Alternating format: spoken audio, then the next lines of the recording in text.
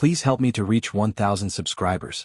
Hey everyone, if you enjoy the stories on my channel, don't forget to hit that subscribe button. Your support keeps me motivated to share more content. Thank you. Now let's jump into today's story. I can still hear the sound of his footsteps echoing down the hallway, slow, steady, almost peaceful. It was strange, really. I had just set off the final explosion in our relationship, and he walked away like he'd finally accepted something I hadn't even realized yet. The game was over and I had lost. It hadn't started with cruelty, at least that's what I kept telling myself. Jason and I had been together nearly 3 years. We weren't perfect, but we worked, like two mismatched pieces you push together until they eventually fit. But recently I felt invisible. He worked late, brushed off our traditions, and stopped noticing the small things about me that he used to love. And maybe it's shallow, but going from being someone's priority to feeling like their roommate does something to your heart. That's when the worst decision of my life slid into place. There was this coworker, Liam. Tall, charming, always grinning like he knew something nobody else did. He wasn't my type, but he saw me. He noticed my hair, remembered my coffee order, and laughed at every lame joke I made. Felt good. Too good. So I leaned into it. It began subtly. I'd laugh a little louder when Jason walked by while I was texting Liam. I'd leave my phone where he could easily see the notifications. At a bar one night, I let my hand linger on Liam's arm just a little too long. I wanted Jason to feel neglected, replaced, forgotten. But he didn't react. Not once. No questions about Liam. No jealousy. Not even curiosity.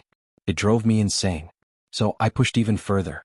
I started dressing up excessively, tight dresses, red lipstick, heels, even for casual errands. Jason said nothing. I stayed late at work with Liam, texted him until midnight, laughed near Jason just loud enough for him to hear. Still nothing. One night I came home wearing a dress so obviously out of place for work, smelling like a cologne that wasn't Jason's. He was half asleep on the couch. He looked at me with a tired smile and simply asked, "Hey, you want something to eat?" That was it. I went to bed seething. Why wasn't he reacting? Didn't I matter?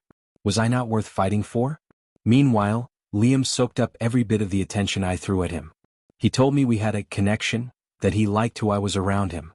I didn't cheat physically, I clung to that as some kind of moral shield, but emotionally I was already a mile away from Jason.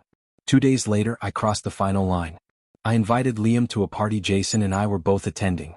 Jason barely noticed him at first. But as Liam put his hand on my back and whispered in my ear, I finally saw Jason watching. I thought, finally. This is it. He stood up, walked over, looked straight into my eyes and said calmly, "We're done, aren't we?" No yelling. No scene. No tears. I froze. "What are you talking about?" He laughed softly, but there was nothing warm about it.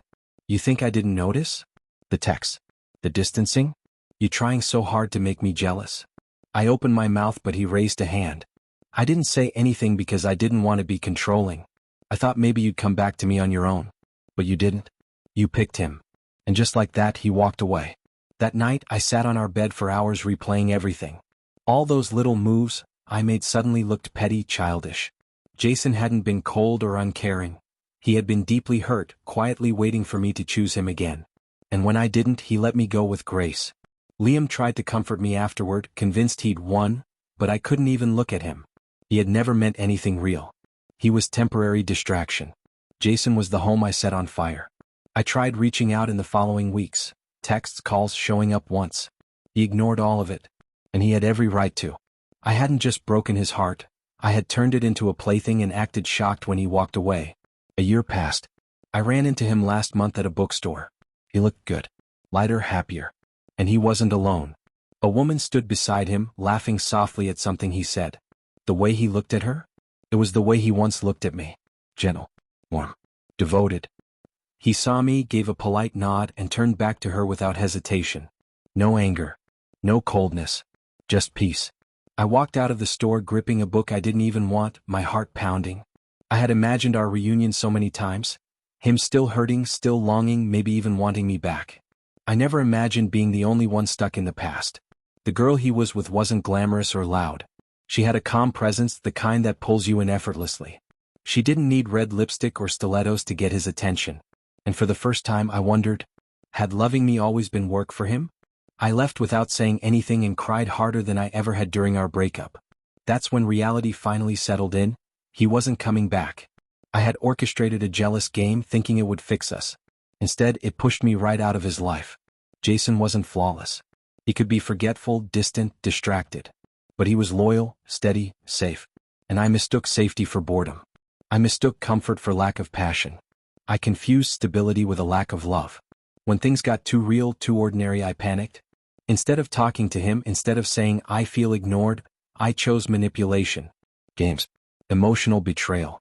Liam and I fizzled quickly. There was nothing between us once the thrill disappeared. He wanted someone reckless and exciting, I was just hollow. I started therapy months later, not to win Jason back but to understand why I destroyed something good just to feel powerful for a moment. I'm learning to sit with discomfort instead of trying to control everything around me. I've written Jason dozens of letters but never sent one. What could I possibly say? I tried to make you jealous and now I'm drowning in regret? That would only reopen wounds he's already healed. He moved on. He chose peace. And I'm weirdly proud of him for that. I used to believe love meant fighting even through disrespect. But he had boundaries and I stomped all over them. If I could go back, I'd delete every message to Liam and tell Jason, I miss us. Can we fix this? But life doesn't hand out do-overs for every mistake. Some lessons stay with you forever, burned into memory, reminding you that the moment you turn love into a game you've already lost. Please help me to reach 1,000 subscribers.